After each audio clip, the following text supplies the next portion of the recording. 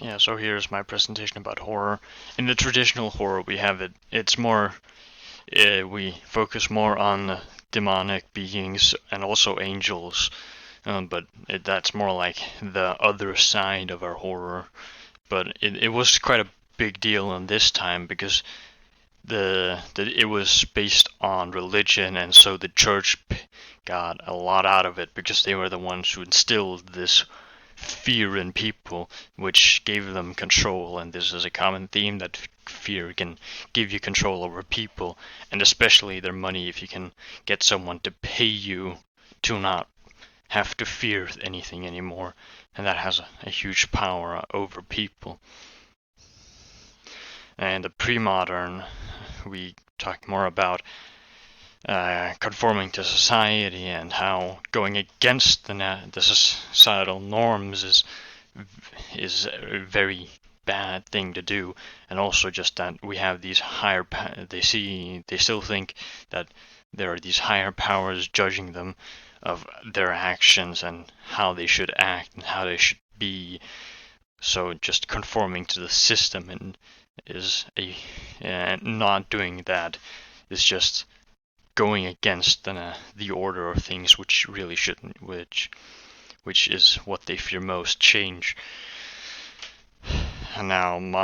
in the more modern times, we start to more get people that are able to read and able to express themselves, and then we get these monsters and villains like vampires and such, which are now more used to personify evils and such that are in the society or in the world that people want to discuss and get their and get people to understand their view on how they see these problems and how they think that they are problems, and just to express to other people that they are here. But at this point, it was also just mainly used for entertainment, and it was more seen as a lower class thing. And the higher aristocracy didn't really see this as true literature, as actual literature. Now, in the 1950s and 60s, we get back into this controlling with fear, because but also we also get a new media for horror, which is movies, and and it's right after the Second World War, and war is a very scary thought, just dying, losing everything you have. So the fear of another one of those approaching, the World War III, the fear of this looming danger was also used in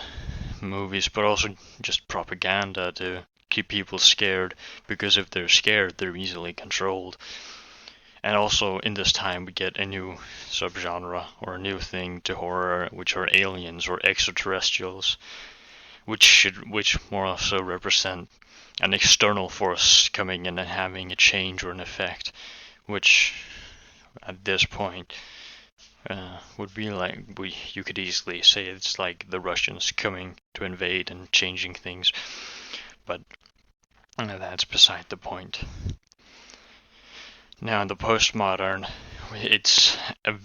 very much just entertainment. It's massively popular form of, well, not form of media, a genre used in media.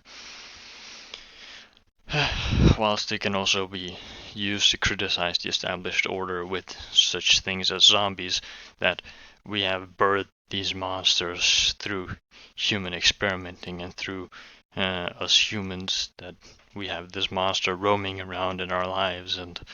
throughout society itself, and maybe we should change things, maybe we should see them another way, but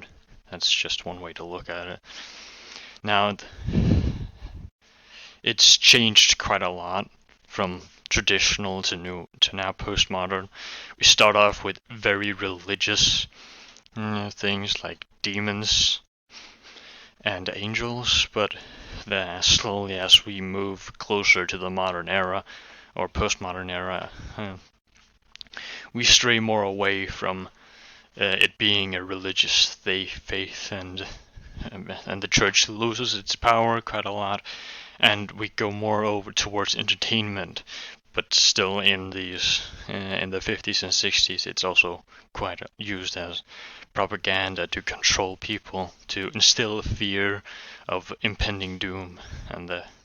that was it.